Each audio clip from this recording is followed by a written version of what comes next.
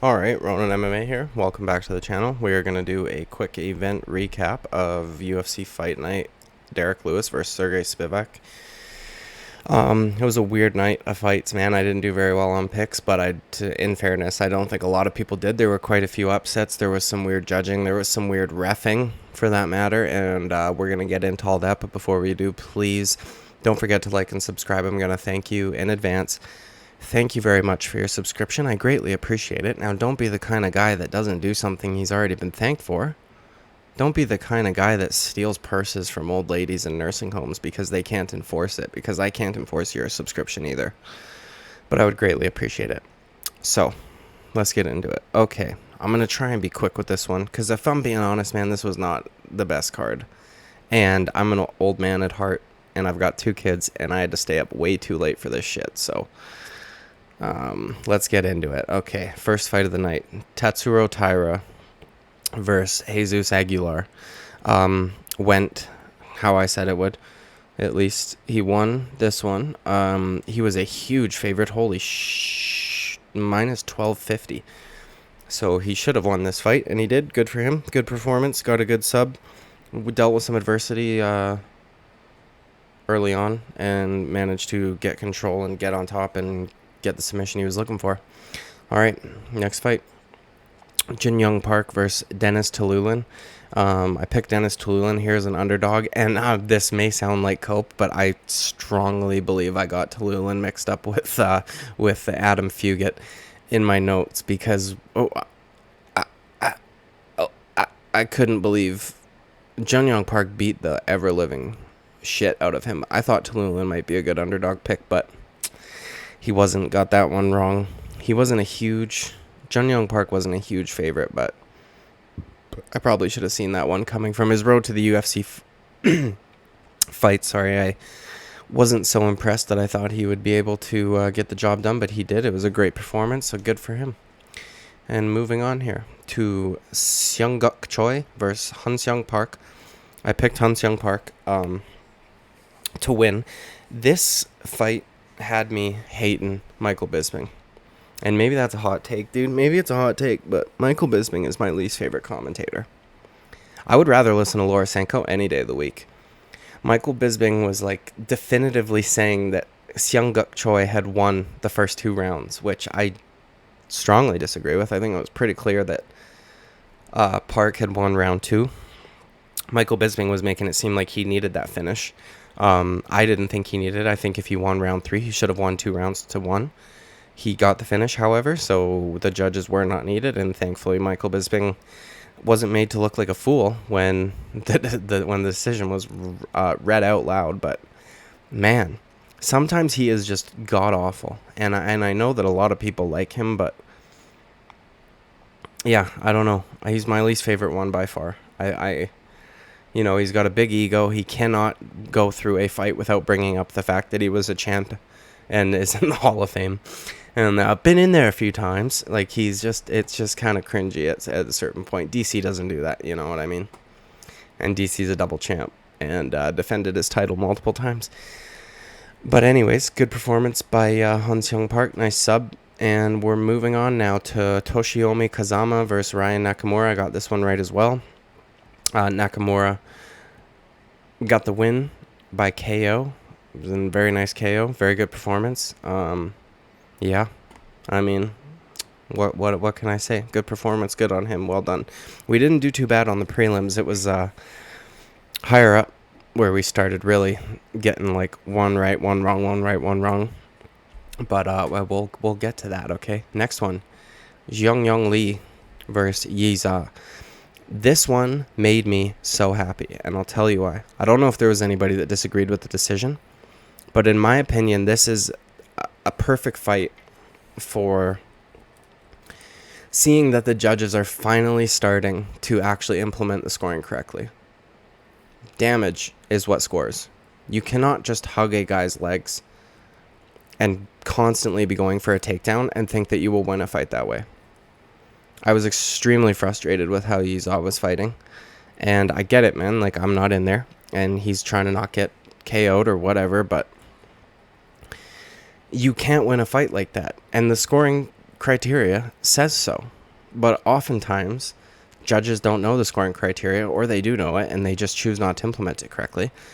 And there's a lot of times, maybe in previous years, where Yizaw would have gotten that decision, and I don't think he should have. And I'm glad that he didn't, because you can't win a fight like that. Point blank, period. Okay? Moving on. Jekka Sergi versus Anshul Jubli. Now, the odds don't reflect this, but Jekka Sergi was one of those guys that I saw people commenting about everywhere. Like, I was not, by any means, the only guy to pick him. I think a lot of guys had picked him. A lot. And, yeah, I saw his name in comments everywhere, man. And, Anshul Jubli, I, severely underestimated him. That was a really good performance. Like, really good. And he showed us that Jekka Sergi, while very fun and good on the feet, has pretty much zero ground game whatsoever. And he exposed him. So good for him. Really good for him. Great performance. Got that one wrong, though. So, anyways, moving on. I got this one wrong also, dude, which would have been a fucking brilliant pick because he was a plus 290, dude. Adam Fuckett by KO, dude, versus Yusaku Kinoshita. I'm pissed at myself, man, because in my notes, and I went back and read them, I was very negative towards Yasuko Kinoshita. I said that he reminded me of, I can't remember. Oh, Michael Chandler.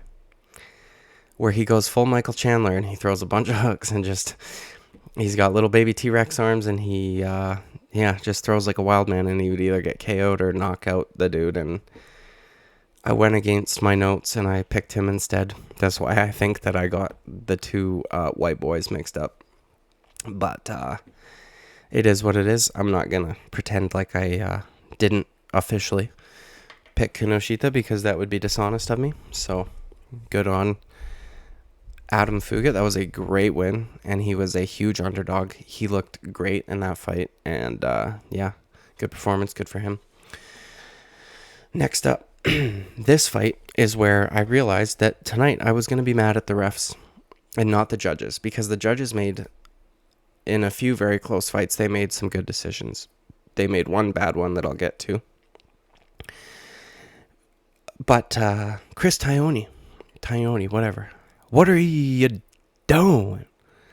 That little tiny clash of heads was worth a point? Are we serious here?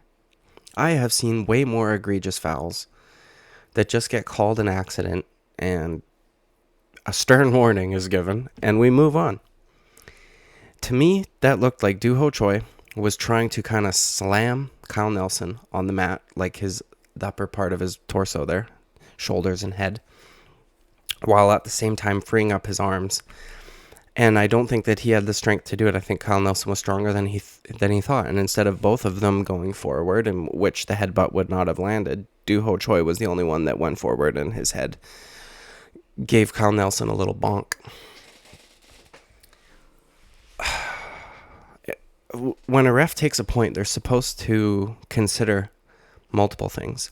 How egregious was the foul? How nasty was it? And like, what effect is it going to have on the fight? That little bonk on the head had zero effect on the fight. Had zero effect. Zero. That was nothing. It was a little tap. I can't believe he took a fucking point for that. He assumed intent because the replay didn't look so good. But it was pretty. I thought that he was trying to get his arms out. And then Laura Sanko said the same thing, and I was like, yeah, that's what I thought. You know? I don't think that was worth a point. That's insane to me. We saw a nut shot earlier on in the night, or maybe it was later on. I can't remember, but was more egregious than that. Ruled an accident. Stay away from that area. Keep him up. Done deal. Doo-Ho Choi should have won that fight. And Kyle Nelson, I want to say this, dude. It's unfortunate because he's my countryman. But holy shit, dude. Nothing makes me more mad than when a fighter thinks that they won the fight when they are completely delusional. They're like there was zero argument that Kyle Nelson won that fight. Zero. And the look on his face when he realized that not a single judge gave him that fight was priceless. I loved it because he didn't fucking win. What are you thinking? Has he not read the new scoring criteria? That's not that new anymore. You cannot just constantly be shooting for a fucking takedown and think that you have won the fight. Doo Ho Choi was defending very well. Kyle Nelson mounted almost zero offense with any takedown that he did get. And in that third round, which Kyle Nelson probably thinks he won, because he was able to hold Doo Ho Choi's legs for fucking 4 minutes or whatever. Doo Ho Choi, those body shots at the end of that round were the most damaging thing that landed that round by a fucking country mile. Doo Ho Choi also beat the fuck out of him in that second round. Like, I couldn't believe in Kyle Nelson's corner, they said, 2 close rounds, but we want you to win this one. I thought it was pretty clear that Doo Ho Choi won rounds 2 and 3. Round 1, I can't remember. I think I gave it to Nelson live, but maybe that would change if I went and rewatched it. But it's really unfortunate that ref had a hard on for fucking getting involved in the fight, because if he didn't take that point, Doo Ho Choi would have gotten a nice comeback victory. Not comeback in the sense that he was losing, but his first fight in over 3 years, and he comes back and gets it done. Kyle Nelson hits harder than I thought, but Kyle Nelson's also a fucking... That makes me dislike a fighter instantly. This is why I don't like Angela Hill, because there's been a few, where she probably should have got the nod. But then there's been some where it's you did nothing. How do you figure you've won? Dude, Rose Namajunas used to be one of my favorite female fighters. After that Carla Esparza fight, and seeing her reaction post-fight, I was like, what? You can't complain if you don't do anything. You can't win a fight not doing anything.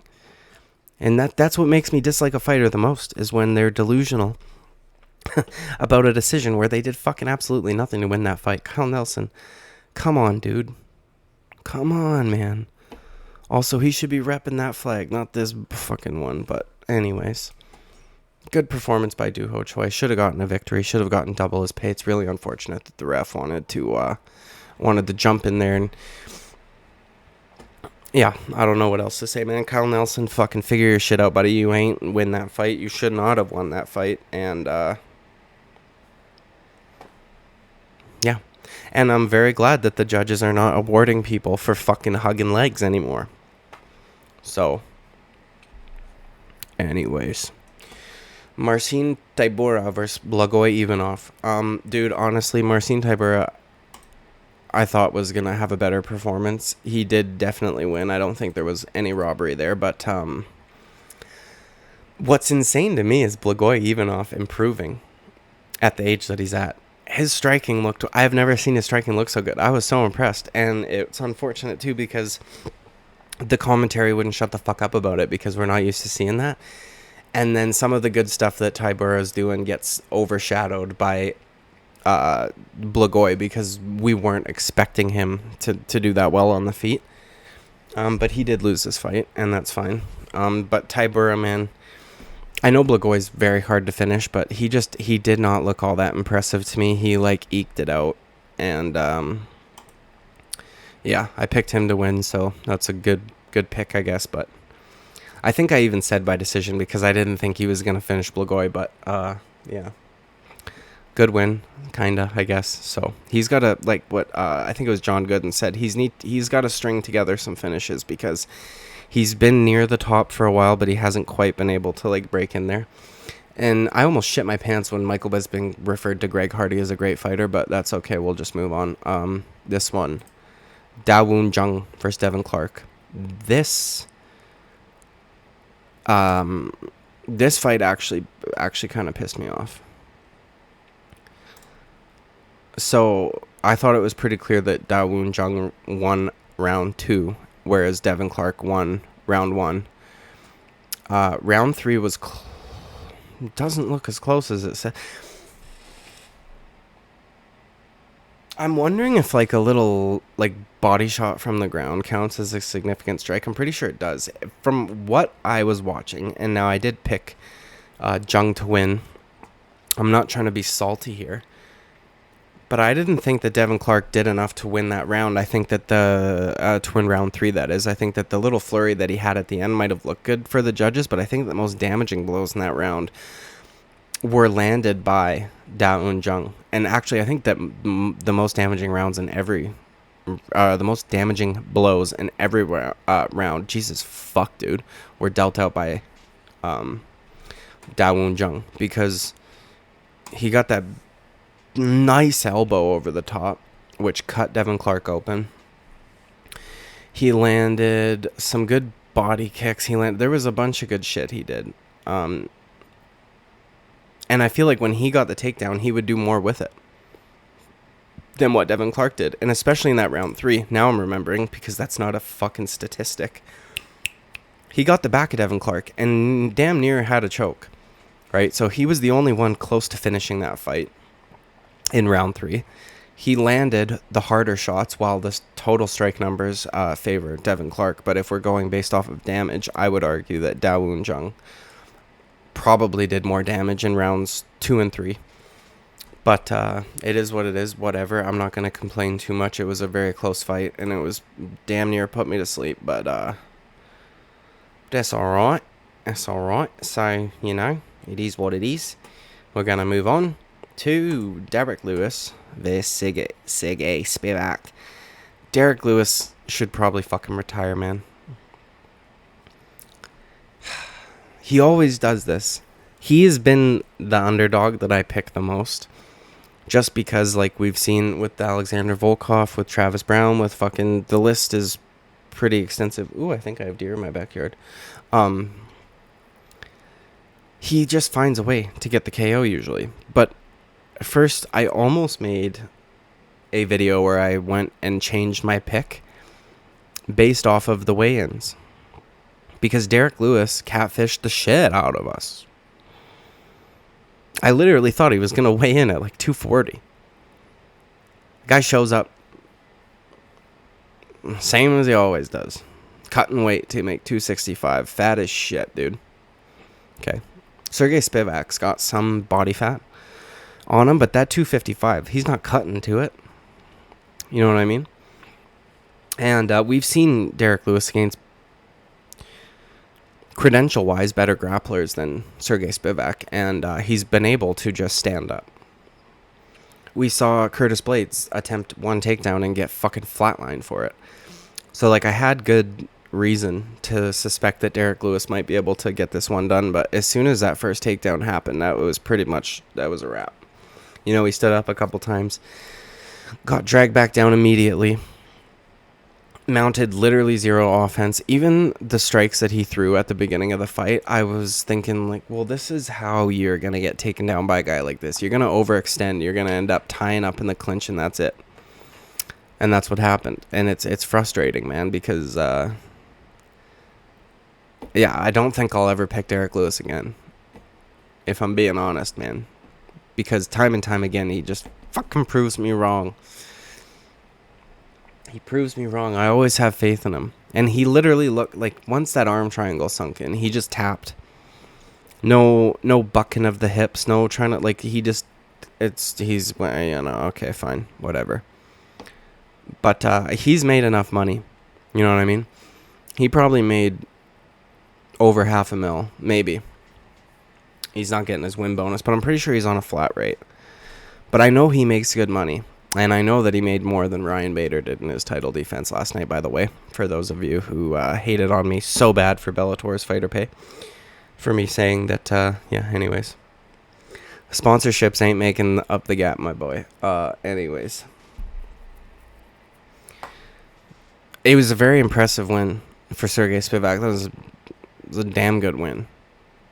And, you know, he showed us that... he's able to avoid power. He's able, like, you know, he can dance around a little bit until his moment comes, and his English is getting better. You know, the polar bear is here. Yay. He's, Yeah, it's gonna be interesting watching him fight higher up competition. Derek Lewis, though, I can't take him seriously anymore. I can't. I literally almost changed my pick based on that weight thing, because I thought, well, he's taking this seriously. He's losing weight. He has so much extra fat. Like, he is definitely obese in terms of, like, his BMI. He could probably weigh, like, 220 and look healthy, you know? So, and then when it's all about them angles or whatever, yeah, he got tired right away, and yeah, it's tiring getting back up and getting dragged back down and getting back up and getting dragged back down. But come on, bro, we're like 3 minutes into the fucking fight, not even. Figure it out. He used to just explode out of these positions and then go crazy and throw like switch kicks to the head and shit. And now we're just watching him get absolutely ragdolled by lesser competition than he's used to fighting, if I'm being quite candid. Now, I'm not saying that Sergey Spivak's not like a good opponent or anything, but I'm saying that Derek Lewis even, I'm pretty sure, put up more of a fight against Daniel fucking Cormier than Sergey Spivak.